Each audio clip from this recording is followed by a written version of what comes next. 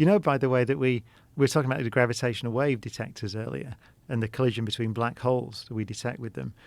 We also detected a collision between neutron stars using the gravitational wave detector. And we pointed optical telescopes at that collision and saw the signature of gold being manufactured.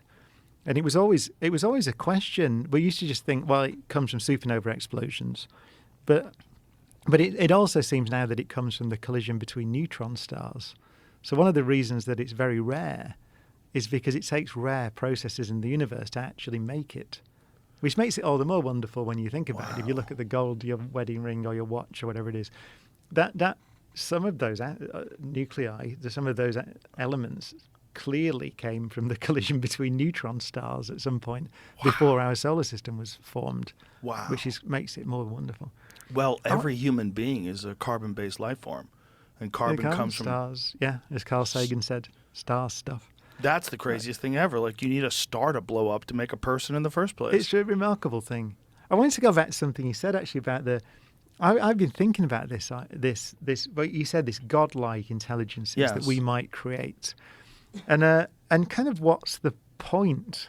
What would be the point of existence if you were immortal and you knew everything? Wouldn't it be?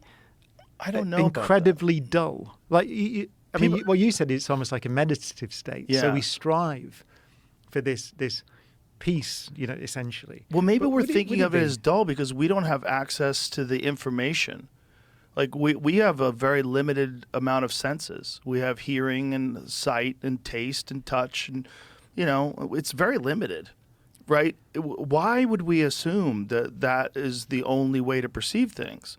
If you could become infinitely intelligent, you could legitimately perceive neutrinos.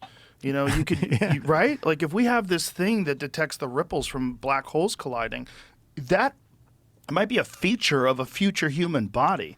If we have an unbelievable capacity for information because it's artificially created, so we get over this biological limitation of long-scale evolution, like the human brain doubled over 2 million years, and it's the biggest mystery in the entire fossil record. They're like, what happened? All these theories. But that's a long fucking time. In 2 million years of technology, we could become God.